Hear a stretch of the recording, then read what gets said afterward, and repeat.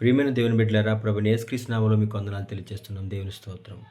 అపోస్తలుడైన పౌలు మనకొక హెచ్చరిక చేస్తున్నారు. ఏమి అంటే, దృశ్యమైనవి అనిత్యములు, అదృశ్యమైనవి నిత్యములు. దేవుని స్తోత్రం.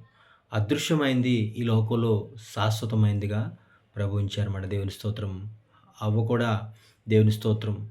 జీవవృక్ష ఫలమును దేవుడు తినవద్దని చెప్పలేదు గానీ, అది ఆమె కన్నులకు అదృశ్యమై ఉన్నది. దేవుని స్తోత్రం.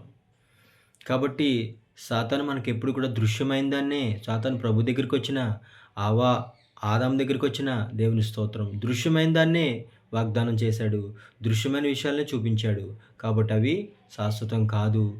అవి నాశనాన్ని కలగజేసేవిగా ఉన్నాయన్నమాట. దేవుని స్తోత్రం. కాబట్టి ఇప్పుడు మనం చూయాల్సింది ఏంటి అంటే, యేసు వైపు మన కన్నులను త్రిప్పిన యెడల, ఆయన అద్భుత ముఖమును వీక్షించిన యెడల దేవుని స్తోత్రం.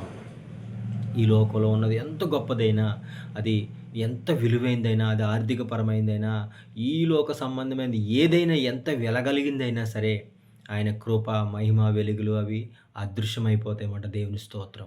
కాబట్టి ప్రియమైన దేవుని బిడ్డలారా, మనం ఎప్పుడైతే ప్రభు వైపు కన్నులను త్రిప్పామో, ఆయన ముఖంను ఎప్పుడైతే వీక్షించామో, అంతకు మించి విలువైంది ఏది కూడా మనకి కనబడదు. అప్పటి వరకు మనకి ప్రతీదీ విలువైందిగా, ప్రతీదీ వెలకట్టలేనిదిగా, ప్రతీదీ కావాలి, కావాలి, కావాలన్నట్టుగానే మనకు అనిపిస్తదన్నమాట. కాబట్టి ప్రియమైన దేవుని బిడ్డలారా, దేవుని స్తోత్రం.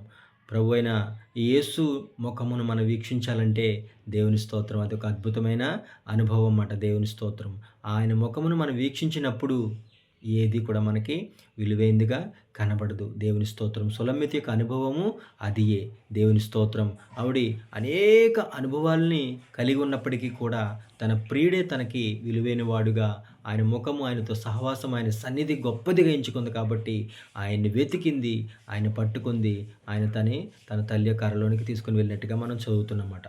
దేవుని స్తోత్రం.